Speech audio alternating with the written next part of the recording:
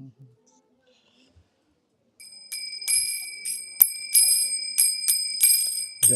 राधा माधव कुंज बिहारी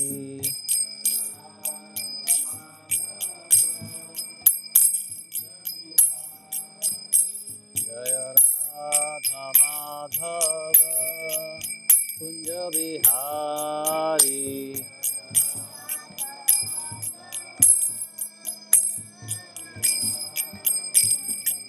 गोपी जन वल्लभा गिरिवरधारी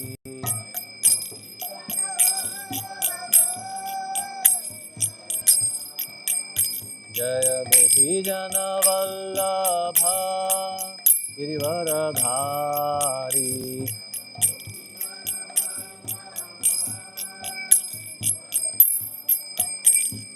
यशोदानंदन व्रज जनरंजन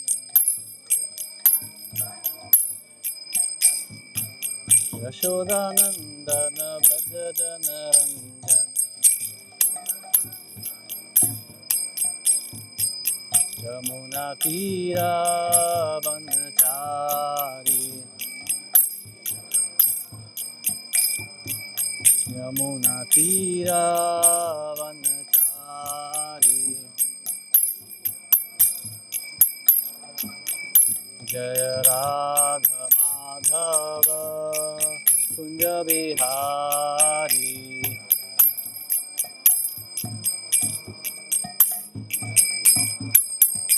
जय राधा माधव कुंज बिहारी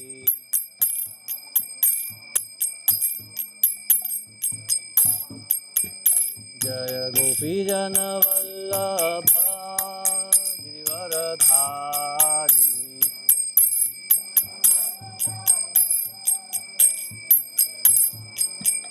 जय गोपी जन वल्लभा गिरिवरधारी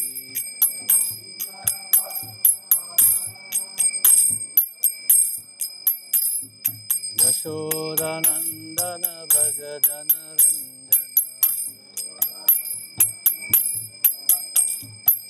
यशोदानंदन व्रज जनरंजन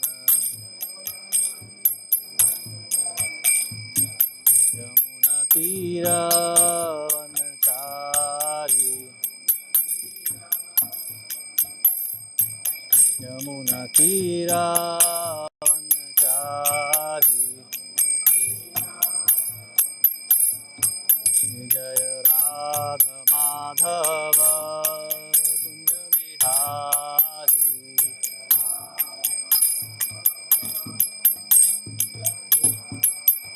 जय राधा माधव कुंज बिहारी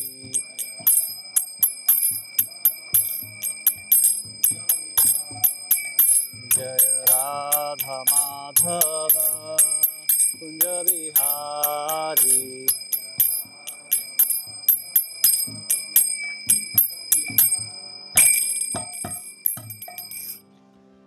एवं विष्णुपाद परमहंस पारव्यक्तोत्तर सत श्री श्रीमती डिवाइन ग्रेस अभय चरणारविंद भक्ति वेदांत स्वामी श्रील प्रभुपाद की जय। सो ओम अज्ञानतिमिरान्धस्य ज्ञानाञ्जनशलाकया चक्षुरुन्मिलितं येन तस्मै श्रीगुरुवे नमः। नमो विष्णुपादाय कृष्णप्रेष्ठाय भूतले श्रीमते भक्तिवेदांत स्वामिनिति नामिने। नमस्ते सरस्वती देवे गौरवाणी प्रचारिणे निर्विशेषशून्यवादी पाश्चात्यदेशतारिणे श्रीकृष्ण चैतन्य प्रभु नित्यानंद श्री अद्वैत गदाधर शिवासदि गौर भक्तवृंद। हरे कृष्ण कृष्ण कृष्ण हरे हरे, हरे Ram Ram Ram Hare Hare. Hare Krishna. So today we're reading from the 13th chapter of the Bhagavad Gita. The nature, the enjoyer and the consciousness. Text number 5. Rishibhir bahudha gitam chandobhir vividhay prathak Brahma Sutra Padashchaiva Hetu Madhir Vinishchite. The knowledge of the field of activities and the knower of the activities is described by various stages in various Vedic writings, especially in the Vedanta Sutra, and is presented with all reasoning as to cause and effect.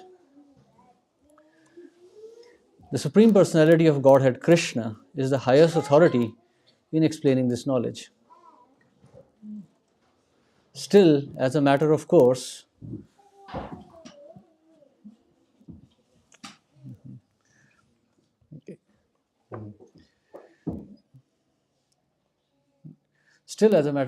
learned scholars and standard authorities always give evidence from previous authorities. Krishna is explaining this most controversial point regarding the duality and non-duality of the soul and the supersoul by referring to scriptures, the Vedanta, which are accepted as authority. First, he says, this is according to different sages. As far as sages are concerned, besides himself, Vyasadeva, the author of Vedanta Sutra, is a great sage, and in the Vedanta Sutra, duality is perfectly explained. And Vyasadeva's father, Parashar, was also a great sage. If the child is getting too disturbed, maybe you can go to the other room, because the others are also getting disturbed.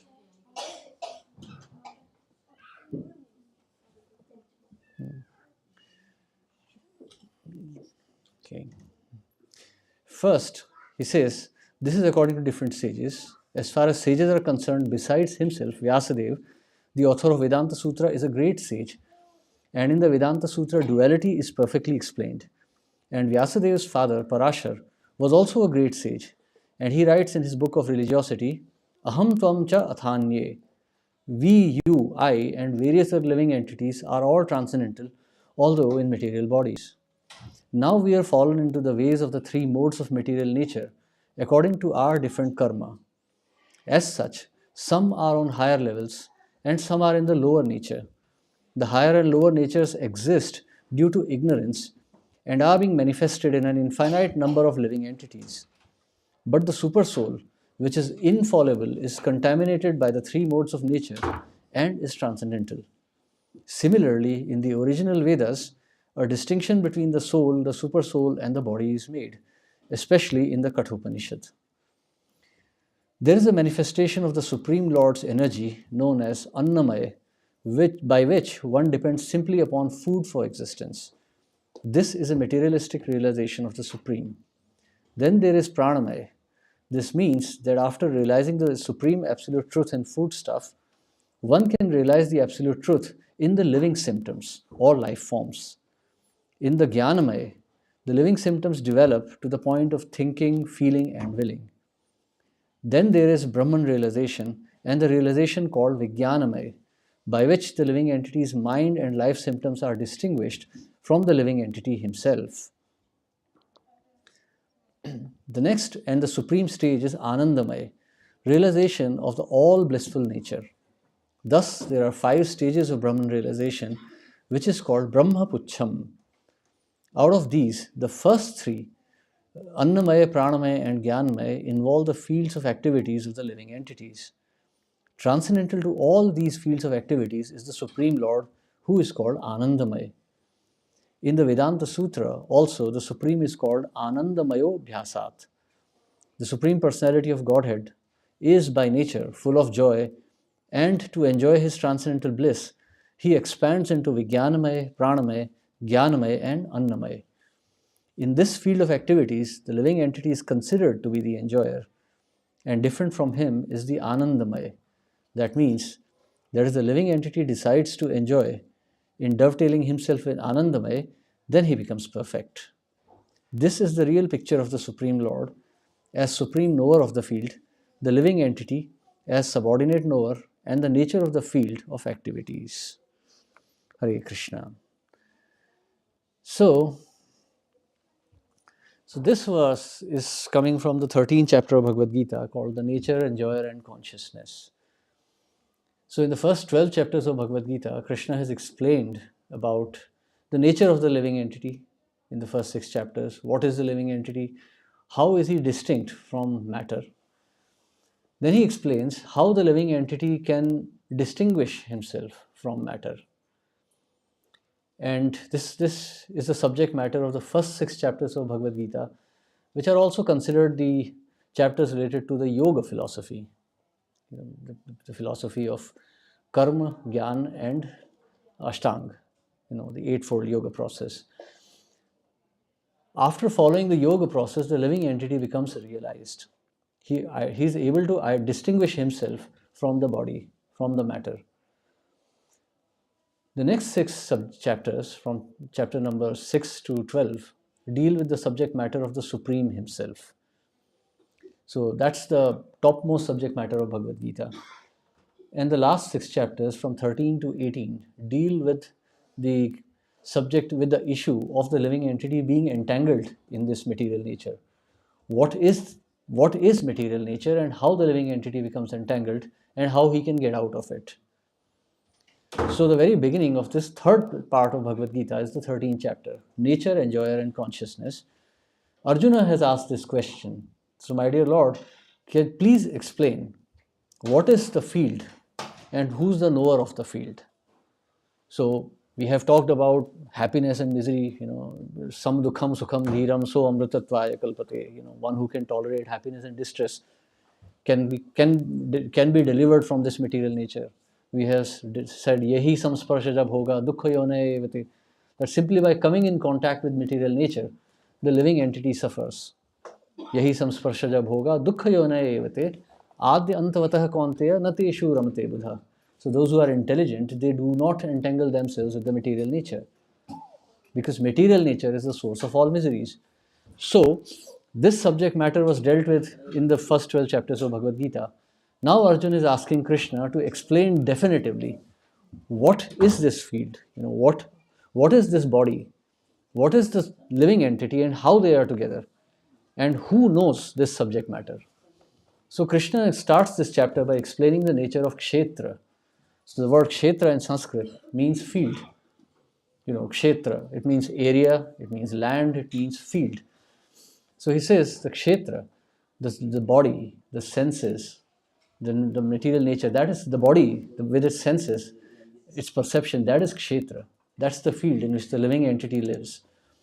And the one who lives in this body, the living entity, that's the kshetragya, one who knows, kshetragya, one who knows this area. So this kshetragya term is applied only to those souls who understand the distinction between the soul and the body. All the others are on the level of ignorance, or the level of animals, those who do not know that body is not the self. So besides the living entity, there is another soul that lives in this body, which is the super soul, the Paramatma. So he is the superior knower of the field. Each living entity knows only about his body, but the Paramatma, or the super soul, he knows about all the kshetras, all the bodies. So he is the superior kshetragya. So this was the subject matter that Krishna had explained till these verses, till in the first 4 verses of the Bhagavad Gita, of the 13th chapter. Now Krishna starts by explaining the position of the Supreme. So Krishna, now you can see, Krishna is the Supreme Personality of Godhead. He is the Supreme Lord. And yet, he is not explaining himself. So if we see this verse, it begins with the term Rishabhir. So Rishabhir means by the wise sages. Rishabhir Bahudha Gitam. So Gitam means to sing, to discuss. So by the discussion between various sages, Chandobhir Vividhaya Prathak. So with many opinions we come to understand Brahma Sutra Padayaschaiva. So from the aphorisms of the Vedas, Hetum Abhir Vinishchitaye. So we can ascertain that the knowledge in the field of the knowledge of the field of activities and of the knower of the activities is described by various sages in various Vedic writings, especially the Vedanta Sutra, and is presented with all reasoning as to cause and effect. So even the Lord himself does not say that, okay, I am God and I am just telling you, just listen to this. No, he is also referring to the sages. He says that various sages, after lots of discussions, have come to this conclusion. So the Supreme Lord has to be understood. This material nature is considered tamasi. This is complete ignorance. Here no one knows who he is. If you want to know what is ignorance, it's very simple. We don't know what is behind this wall. Now we may say that that's a limitation of our senses or whatever, but that's ignorance. If I ask you what is exactly behind this wall, you will not know. I will also not know. So that is our limitation. So we can understand that we are not omniscient. If you ask me what's in this room, maybe I can describe something. If you ask me what's in my body, maybe I can describe that. But if you ask me something beyond this, I do not know. So what to speak of what is in this whole cosmos? So this is ignorance. This material world is tamasa. This is all incomplete ignorance. The problem with this ignorance is that it also inflicts, that it puts us in miseries. So every body in this material world, whether it's the body of Lord Brahma himself or it's some small insects, Indra or Indragopa, a small virus, everyone has to work for his living. Everyone has prescribed duties. So depending on the three modes of nature, there are 8.1 million species of life which are in complete ignorance. There are altogether 8.4 million species, approximately, of life, out of which 400,000 species are human beings. This includes the demigods and human beings and demons. These are all considered altogether human species. But 8.1 million species, approximately, are completely ignorant. Plants, animals, insects. So this human species, they are meant to be purified. See, everyone has a dharma swanisthita.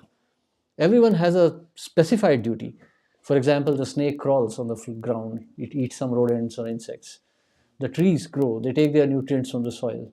The birds fly in the sky, they eat some seeds and insects. And that's how they survive. So that's their prescribed duty. If the birds try to swim in the sea, try to dive in the ocean, maybe they can do it. They may be able to survive for some time. But that's not their swanisthita dharma. That's not their fixed dharma. They will not be able to survive like that. So likewise, every living entity has a prescribed duty which will keep him happy and eventually deliver him. So human beings also have a specific set of duties. So these duties, so in the Srimad Bhagavatam, actually, so Maharaj Rishabdev, who is an incarnation of the Lord, he's speaking to his sons. So he is saying, Tapo Divyam Putraka Yena Shuddhet Sattvam. So he's saying that, my dear sons, in the body of a human being, you are not meant to live just like animals. Animals means ahara nidra bhaya maithunam cha. So ahara nidra bhaya maithun, eating, sleeping, mating and defending. Everyone does that, every living entity, even the trees and plants. Ahara nidra bhaya maithun, eating, sleeping, mating and defending. But human beings are meant to go beyond this. Ahara nidra bhaya maithunam cha samanyam etat pashubhir naranam. This is similar to men and animals. Dharmo hitesham adhiko vishesho. Dharma, to try to understand one's own nature, to understand the Supreme. Dharmo hitesham adhiko vishesho.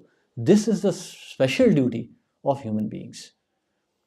So one may think, so according to these duties, there are different varnas, Brahmana, Vaishya, Kshatriya, Shudra. We have discussed about this previously also. Brahmanas means the priestly, the academic class. Vaishyas, the mercantile business class. The Kshatriyas, the military administrative class. And Shudras, the labor class. So these different classes are according to the different influences of ignorance on the living entity. All these influences decide the different natures of human beings. These 400,000 human beings act according to these natures. Of these, Brahmanas are considered to be the highest because Brahma Janat iti Brahmana, they know Brahma. So this Varna, this Brahmana Varna, this is not some kind of a bodily designation. Oh, I was born in India in such and such place, therefore I am a Brahmana. No, that's not how it is. I mean, you can't say that, my father was a doctor, so I am a doctor. Or my father was an engineer, so I am an engineer. Please call me Mr. Engineer. No, you have to be qualified. So Brahmana means you have to be qualified. So one has to qualify oneself. Srimad Bhagavatam says, Dharma swanishtita pumsham vishvaksena katha suya notpadaye ratim yadi shram evahi kevalam. So if one follows one's duties perfectly, Brahmana, Vaishya, Kshatriya, Shudra, does everything, but does not realize the Supreme, then shram evahi kevalam. This is just so much labor. Just labor, If you see, for example, you're walking on the street and you see some laborer doing something, you can ask him, my dear sir, what are you doing? They say, oh, I'm making a building. No laborer will say, oh, I'm just putting some rods in the ground. Why are you putting it? I don't know. I'll just do it. No, no one will say that. Because every duty must have an objective. So just like that, the duties of Shudra, Vaishya, Kshatriya, Brahmana also has an objective. All these duties, they have a specific objective of realizing the Supreme. But in the modern age, this objective is completely forgotten. Manda sumanda matayo, manda bhagya hyopadrita. That means that in this age of Kali, in this degraded age, manda sumanda matayo, everyone is dull-headed. Everyone is dull. We have, like right now, there is some Formula One race going on, and people are watching it. That's in the West. In India, people are watching cricket. Yeah, they're just watching cricket. Okay, one like 11 fools are chasing one ball, and 11,000 fools are watching it, or 11 million now. What is the purpose? Some cars are running round and round in the ground, or some men are hitting a ball in the ground, and millions are watching it. Millions and millions of men are feeling happy or sad for nothing. Manda, dull. They don't know what's happening. Now imagine this situation. Now imagine you are, say, in some beautiful place, like say, you're in Thailand or Malaysia on the sea beach, and the alarm rings, and you ask someone, he says, oh, this is a tsunami warning. What will you do? Will you sit there and watch the beautiful tsunami come? It looks very pretty, the blue wave, it just rises and rises. Will you sit there and watch it? Or what will you do? You see, no sane man will sit and watch. In fact, I saw one video some weeks ago. There was a tsunami in Thailand, like 2004 or something, 2001. There was a tsunami, and then there was this European couple watching the sea come. And all the locals are running away, and this couple is just watching the sea. And then someone is screaming at them half a kilometer away, and these people are just watching the sea. And then they realize what is coming there, and then they start running. And then no one knows what happened to them later. So you see, we are also like this. Manda, we do not understand that death is coming. See the white hair. See the hair falling from our head. What is this? This is death coming. Yet no one asks, okay, it's all right, I'll grow old, I'll die, it's all right. My grandfather died, I'll die. No one asks the question. If you tell someone that, sir, you have stage 1 cancer, no one will say it's all right, let it be. No, they'll say, no, please give some medicine, treat me. Why? Because we are fearful of death. We know death is fearsome. And yet no one cares that imminent death is coming. This is manda, without realizing. Sumanda matayo. So many, false opinions in this material world. Politicians are telling you, oh, die for your nation. Someone is saying, no, cheer for your team, sports team, football, cricket. Sumanda matayo. All, bad opinion. Everyone is getting some bad opinions from others. This whole governments, media, everyone, the whole propaganda is enjoy, work hard and party harder. Of course, no one tells you that you will die if you party too hard. So this is the false propaganda of this material world. Manda sumanda matayo, manda bhagya. Everyone is so unfortunate. You can see the present situation. Everywhere, someone is getting fired from the job, someone is getting some disease, people are suffering so much. Manda bhagya. There is some war always going on. Middle East, now some people are killing someone. Now in Europe, some people are killing. India is also preparing for some war. Manda bhagya. Everything is so much misfortune. There are tsunamis, earthquakes all the time. So, manda bhagya hi upadrita. So everyone is always in stress. One may be a big businessman, but there is always some problem. If you are Microsoft, Bill Gates, the government comes and puts some antitrust laws and breaks your company. If you have $1 billion, government takes away half of it. Always some problem. No one is happy. Elon Musk. He became almost like the president of America, but now his company is becoming bankrupt. So always some, manda bhagya upadrita. Bad fortune, always causing some disturbance. But the unfortunate situation is, still everyone is trying to enjoy. If you see these nature documentaries, there was this one very old documentary I saw on National Geographic.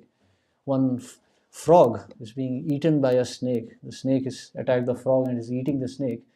And what does the frog do? He tries to escape, but is not able to.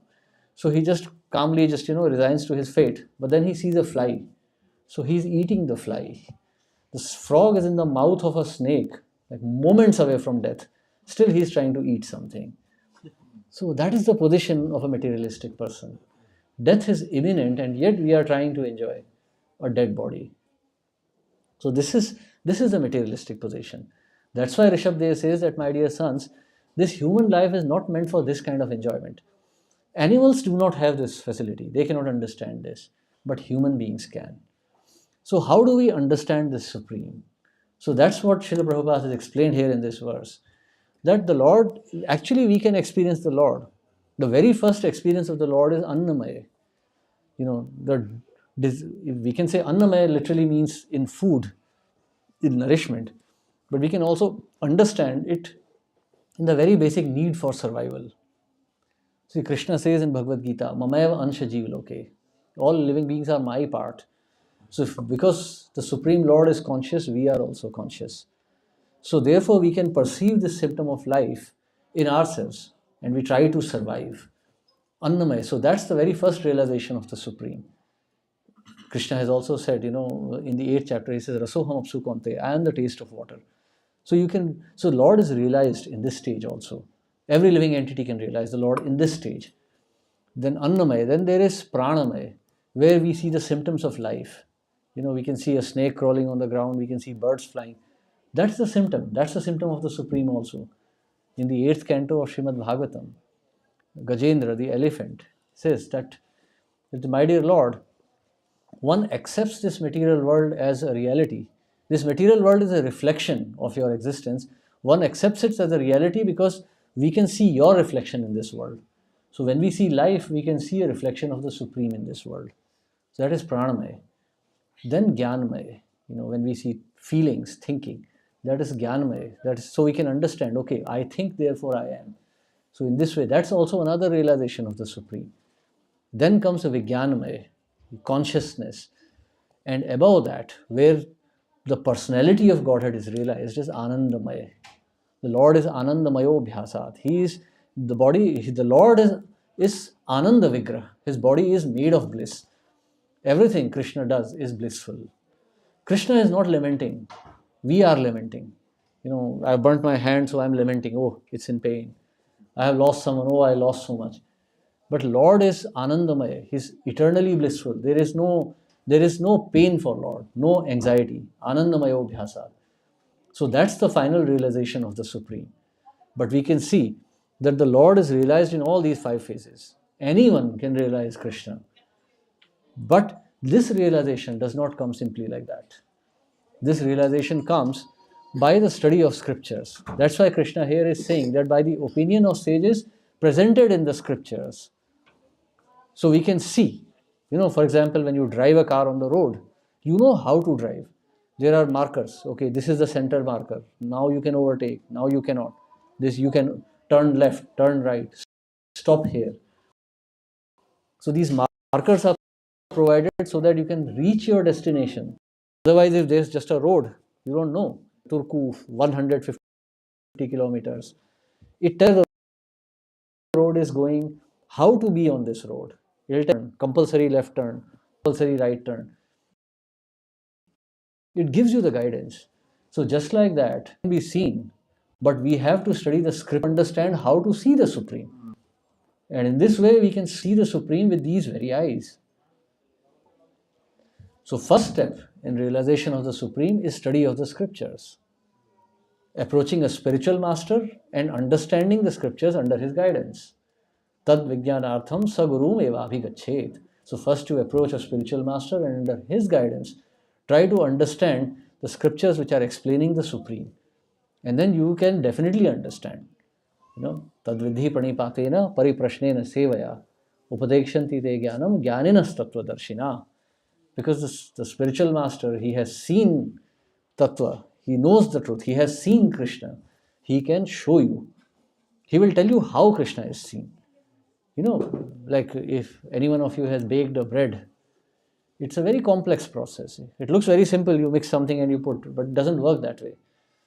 But an expert baker will tell you, how to mix water, how to mix yeast, how to mix them together so that you have certain consistency, how long to ferment it, and how long to bake it at what temperature, and then you get the perfect product.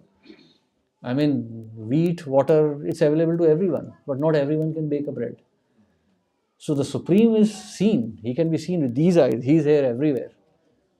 Sarva khal Vedav Brahma. The Brahman is everywhere. But a Tattvadarshi, a spiritual master, can show you the Supreme. Then you can understand what is Kshetra, what is Kshetrajna. Then you know then you'll know what is the body and what is the soul, and what is the super soul, and what is the relationship between the three. For the first step is to understand the scriptures, that is Bhagavad Gita. So you start with the study of Bhagavad Gita, try to understand what is written here. Bhagavad Gita is the ABC of Vedic philosophy. Krishna says, Vedascha sarver aham eva vedya. I am to be known from the Vedas. So the very first step of understanding the Vedas is understanding Bhagavad Gita.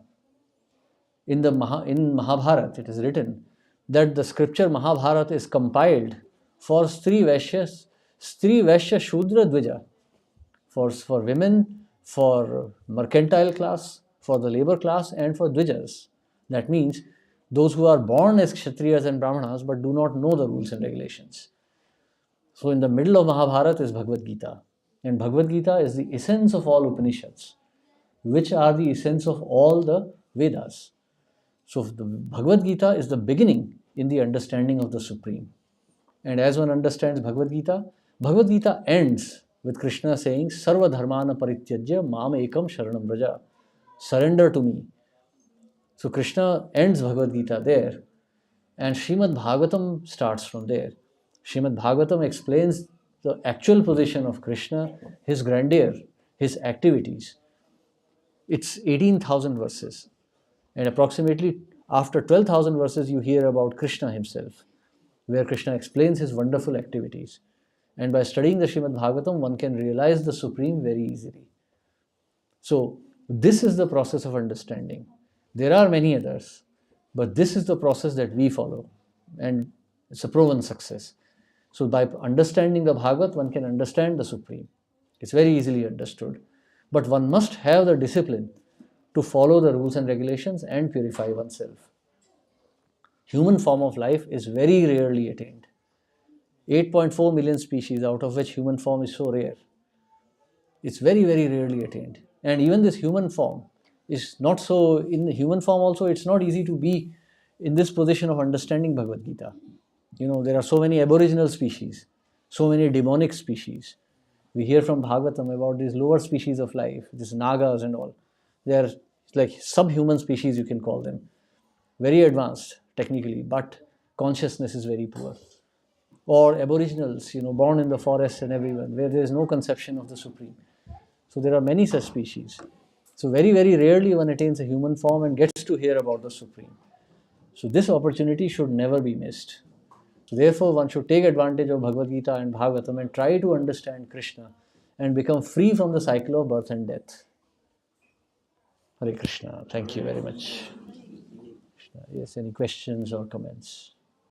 Yes, please. Sir, you told that going to Guru and find the Krishna Tattva.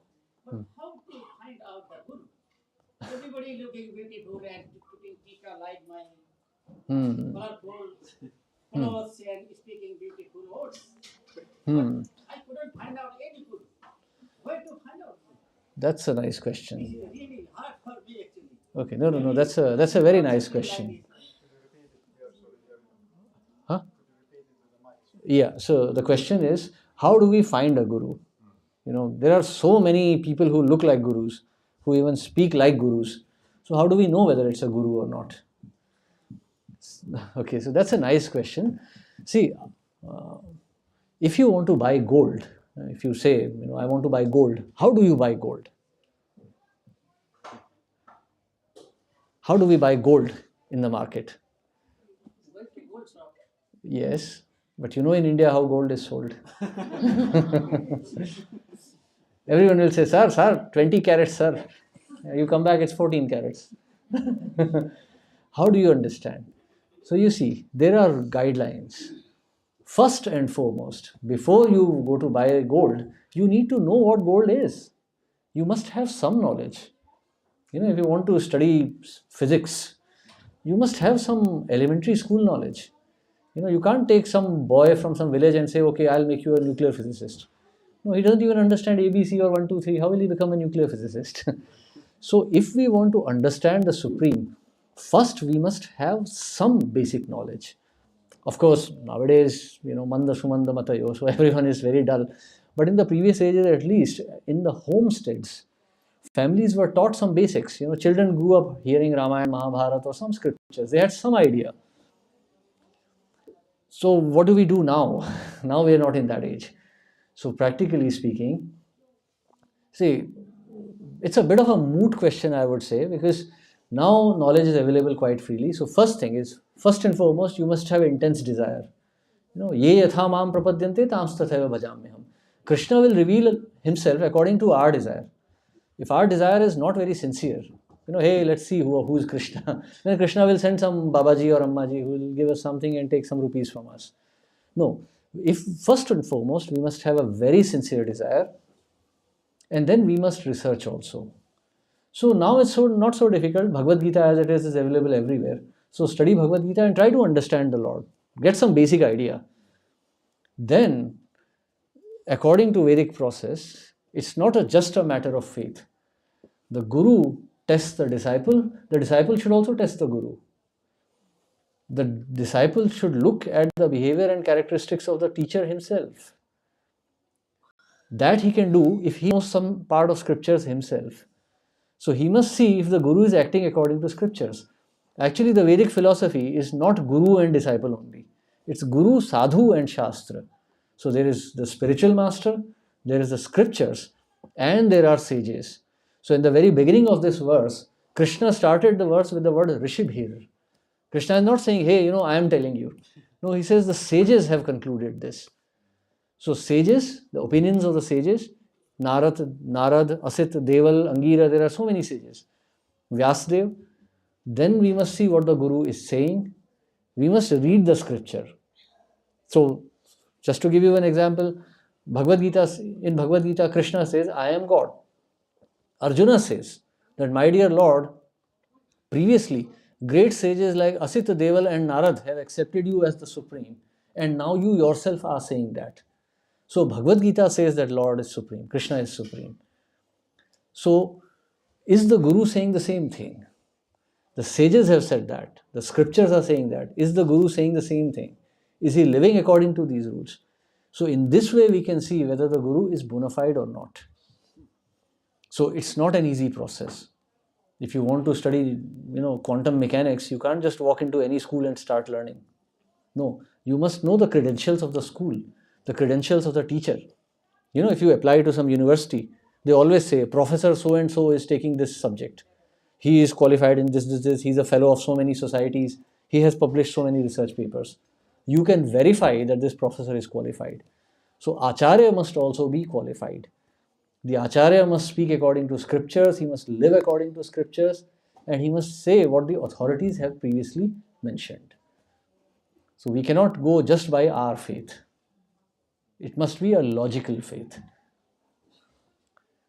Yes. Any other question? Yes, Prabhu. Can spiritual progress be lost? Good question. It can be covered. It may not be lost, but it can be as good as lost. Srila Prabhupada explains this subject actually. So in the 6th chapter of Bhagavad Gita, Arjuna asks the same question. What happens to an aspirant who begins the process with enthusiasm, but later on, due to his conditioning, gives up the process? Is he lost? Because he's not enjoyed the material world, he is not able to perfect himself. What is his position? So Krishna explains that such a yogi does not meet with an end.